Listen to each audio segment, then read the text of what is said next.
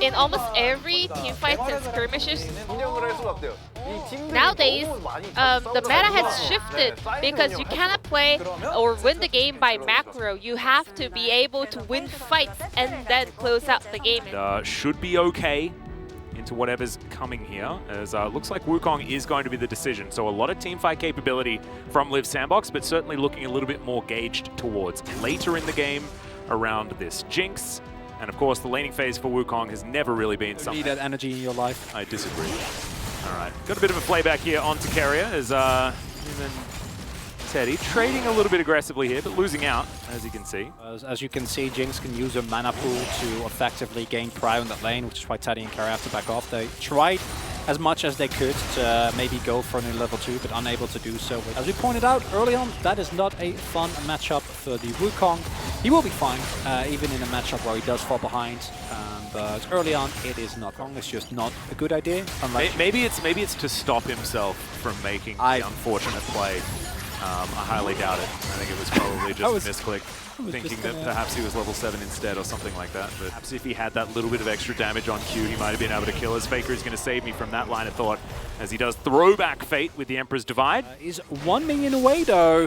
Yeah, Canna's coming down. Doesn't have to kick, remember, guys, as Fate is going to dive in. It's an unfortunate timing there, as there's the flash ult. Fate has the flash, though, and Croco, that is not it. But he is able to kill Faker with it.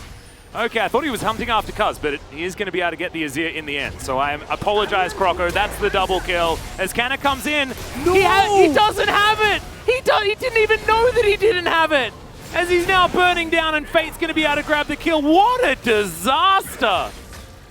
Oh no, you can see Cuz's face as well. It's like, this ain't it.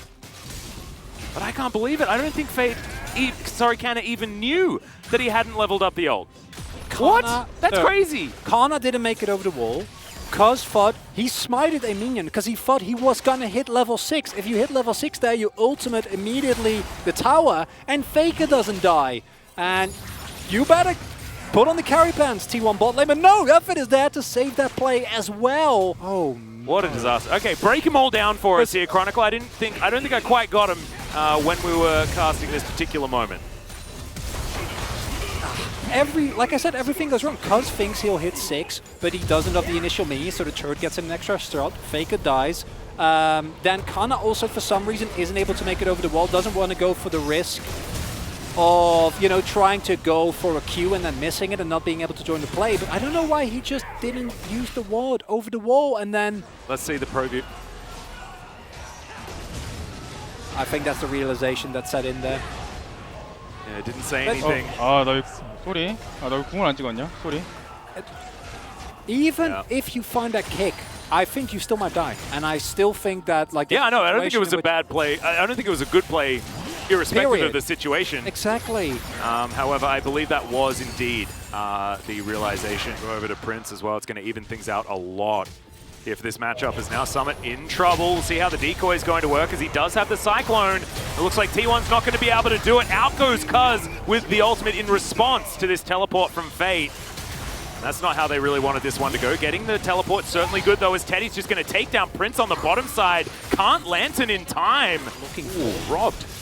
Give him the mulligan on that one, as Croco's going to move in. Faker actually didn't react to it. Great hook on the bottom side here, though, as Teddy's going to get devoured just in time there, but is it going to be enough? That's a really long-range rocket from Prince. Fantastically played there, as now Keria is on the run. Teleport going to be invested here by both Faker and Canna. See whether it's going to be enough. That play was incredible, and now the Cyclone comes in. Super Mega Death Rocket is exactly that, as it's a double kill. Make it a triple, as another Giga Range rocket comes out from Prince, and he almost gets the quadra kill afterwards. Liv Sandbox are popping off. It's mayhem in the LCK Atlas, as Liv Sandbox take an incredibly decisive team fight. How clean Effort played that, and look that play, man. Look at these chompers as well. Teddy going in so forward in of itself might be salvageable, but look, the chompers, he can't be eaten. And then the flash into the last auto doesn't get anything done for them. The double teleport comes through and they're feeling good, but this flank from Summit here. This is the combo we were talking about. Cyclone plus Equalizer. Man. The clone gets knocked back. The collapse is there from Liv Sandbox, and now you have an Omega Fat Jinx that picks up a triple. Another kill 야, for Croco. 시원하다. Obviously, there was a really big misexecution from T1 in both the final play on the last in the last game and that initial dive.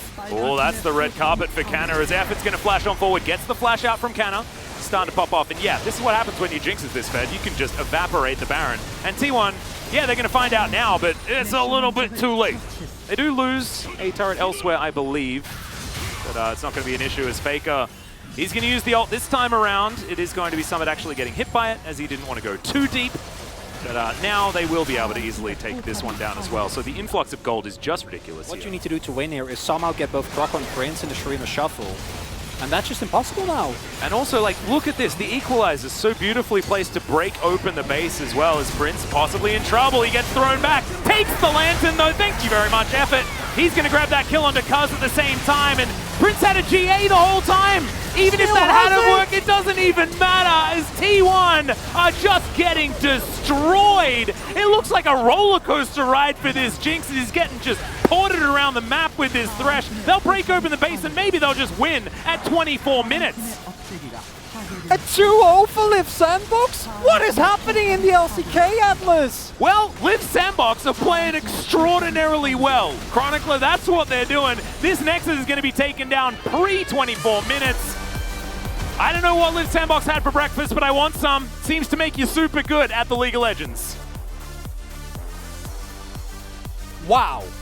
I am holding myself back because I wanted Liv Sandbox to be good for a really long time. I mean, we were talking about it at the beginning of the year, right? And then we looked really stupid for a really long time because we thought on paper this team should be able to get good things done. They